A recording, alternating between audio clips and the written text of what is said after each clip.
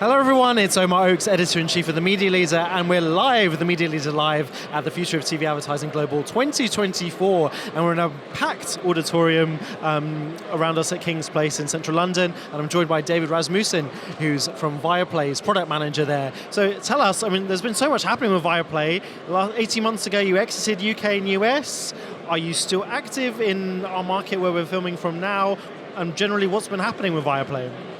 Yeah, so we had to exit some of the markets we were expanding into, US, Canada, UK, among them, and so right now the Viaplay service is only available in the Nordics and Netherlands, but we're also doing a lot of content, like the content we produce is still available globally on different services.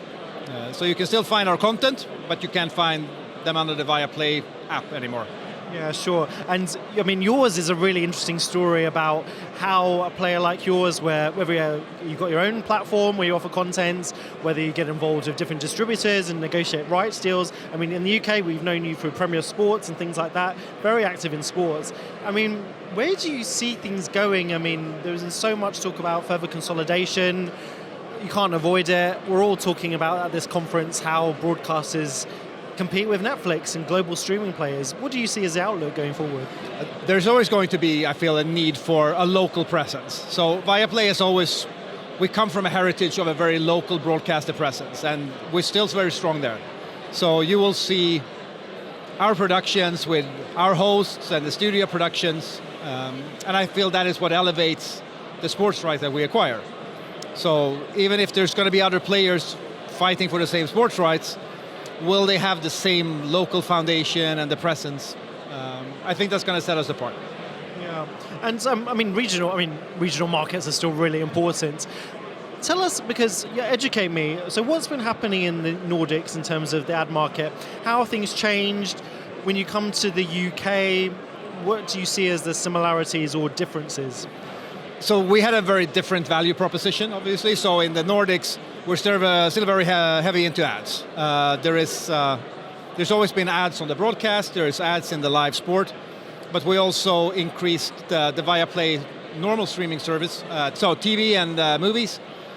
Now we're offering a package with ad breaks in those as well. So we're reaching more consumers than before, but there's also a movement towards, I feel, an advertiser presence. So if you're watching the Viaplay service, you will encounter advertising where maybe you didn't before. I think that's one of the big differences in the markets we're in. And generally, what are you finding? So much we've had, not so much in TV because other formats have been quicker to digitize first, but we hear so many complaints over the years about the user experience being suboptimal, frequency being over the top, no frequency capping, being bombarded with ads, poor user experience, targeting for targeting's sake. How do you think that connected TV, can avoid those mistakes that other channels might have encountered in the past? Yeah, I think having the broadcaster heritage is a strong factor. There's so many people in the organization who, whatever platform we go on to, they want that TV experience. They want to make sure we offer the same type of experience that we've always done on TV. So the Viaplay streaming service is always going to have those roots. And you're an interesting chap because you also sit on MMS, don't you? Which is the Swedish version of Project Origin that we have in the UK, cross media measurement solution. Educate me on that as well, because measurement is such a big topic for the industry here in the UK.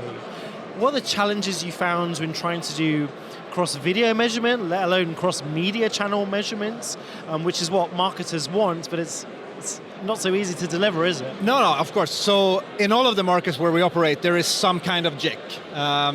And I'm on the board of MMS, which is the Swedish JIC, where we do all video measurements, so TV and digital video. So either we have players like ourselves who get all of our channels and all of our deliveries measured, but a lot of that comes from the value of a good panel. And I think that, for any cross-media measurement, you're going to run into challenges if you don't have the panel beneath it.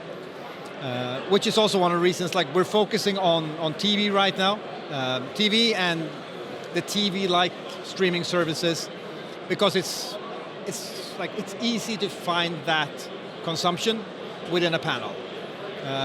The cross-media measurement, at least in the Swedish market, is done by advertisers. So they are faced with the challenge of combining the TV panel with the outdoor panel with other streaming services. So what MMS does is the TV and the broadcaster's video right now. And one of the key challenges that we're finding in the UK is trying to get the big digital platforms involved in this JIC solution where they're not used to playing with JICs. So if you're a Google, for example, they've got a huge amount of data. They can say, well, we can just measure this stuff ourselves. We don't, we can just, sell according to our own data. But then that goes against the whole understanding of what we've been doing in terms of working with third parties to measure. How have you been able to navigate that? So MMS, within the panel that MMS is operating, all the streaming services are measured. So Google is going to be there, Netflix are going to be there, but then it's a matter of level of data. So the consumption is there, but maybe not individual advertising spots. So it's a lot up to the advertisers. If they want that level of quality in their measurements, they can make sure that they buy from media that is within the measurement, or they can rely on whatever they can merge themselves. But as you said, the Swedish version of Project Origin then, it's being worked on by the advertisers. They are the ones trying to combine this to make sure that a delivery on one platform get measured in a fair way compared to everything else. Of course, advertisers are the ones that are paying for all of this, so what they say really matters. David, thank you so much for joining the Media Leader. Thank you so much. Thank you very much.